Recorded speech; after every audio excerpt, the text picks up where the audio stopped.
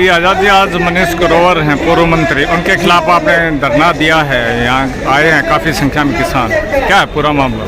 देखिए, पूरा मामला है, पिछले दिनों 10 जुलाई को हिसार में बीजेपी का एक कार्यक्रम था, वहाँ की गुरु जम्बेश्वर यूनिवर्सिटी में, और उस कार्यक्रम का विरोध किया था हमारे हिसार के किसानों ने, माताओं बहनों ने। और उस कार्यक्रम से निकलते हुए जो एक आसी के विधायक थे विनोद ब्याड़ा, जिन्होंने माफी मांग ली, और एक मनीष ग्रोवर, जिस मनीष ग्रोवर ने हमारी माताओं बहनों की तरफ जो यूनिवर्सिटी के गेट पे बैठी थी उनकी तरफ भद्दा इशारा किया अपने हाथ से, तो उसको लेके बहुत रोष है। हरियाणा में रोष है, पूरे क्षेत्र में रोष है, और आज यहाँ हजारों की संख्या में इकट्ठा होकर के कि मनीष ग्रोवर माफी मांगे, सार्वजनिक रूप से माफी मांगे, उसके लिए सब यहाँ इकट्ठा हुए। और आप देख रहे कि अल्टीमेटम खत्म हो चुके हैं, कोई बात नहीं सुनी गई। अब जो है यहाँ पर तंबू लगेंगे, टेंट लगेंगे, और हम हरियाणा के दूसरे जिलों से भी यहाँ किसान भाइयों को और युवा साथियों को बुलाएंगे, और जब तक उठ करके नहीं जाओगे, जब तक मनीष ग्रोवर किसानों से और मेरी माताओं बहनों से माफी नहीं मांगता। अच्छा, यहाँ बता रहे हैं कि मनीष ग्रोवर के पुत्र आए थे माफी मांगने के लिए, तो उनको बैरंग लौटा दिया। दिखाई दी, कहाँ दिखाई दी? अच्छा, हमारी कमेटी से कोई बात ही नहीं हुई। केवल एक बार आधे घंटे का हमने यहाँ से अल्टीमेटम दिया था कि अगर कोई भी प्रस्ताव प्रशासन के पास है या मनीष ग्रोवर जी की तरफ से कोई प्रस्ताव है तो वो लेकर के आए, उस बातचीत करेंगे। बात तो हाउस में, बात तो कमेटी में डिस्कस होगी। अब कौन कहाँ से आ गया, कौन कहाँ चला गया, इस बात की हमें जानकारी नहीं है जी।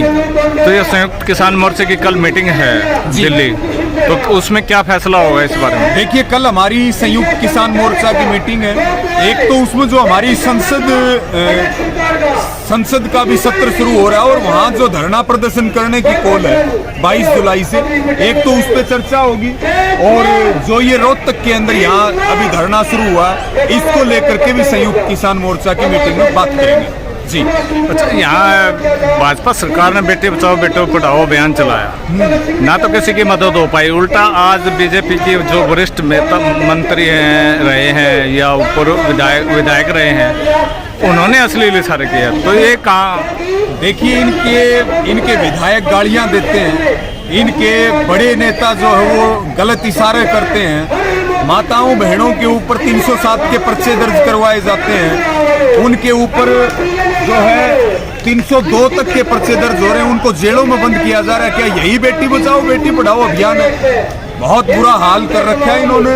और अब जो है ये झूठ बोल करके जो सत्ता इन्होंने ली है, अब ये पूरे दुनिया और देश के सामने जग जाहिर हो चुका है कि इन लोगों का चरित्र क्या है, और अब जो है इनका इलाज करने का समय भी आ चुका है और वो किया जाएगा। अच्छा, जब कह रहे हैं कि भाई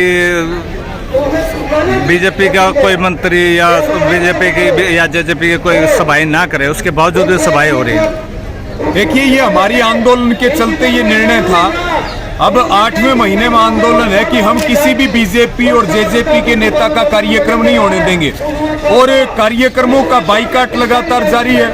हजारों मुकदमे दर्ज किए गए हैं, और आज भी यही ऐलान है कि गांव बंदी पूरी तरह से जारी रहेगी।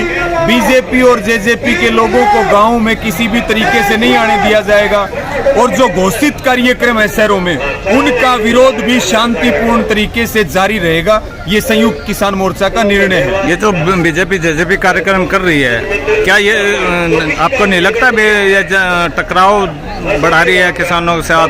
वो कहावत है ना, बोला भाई जब गिद्दड़ की मौत आती है तो गाँव की तरफ भागता है। तो बीजेपी वाले खात्मे के कगार की तरफ जा रहे हैं। ये लोगों में विश्वास खो चुके हैं। आप ये देखिए कि 8 महीने के दौरान हरियाणा का मुख्यमंत्री कहीं जाकर के कार्यक्रम नहीं कर सकता।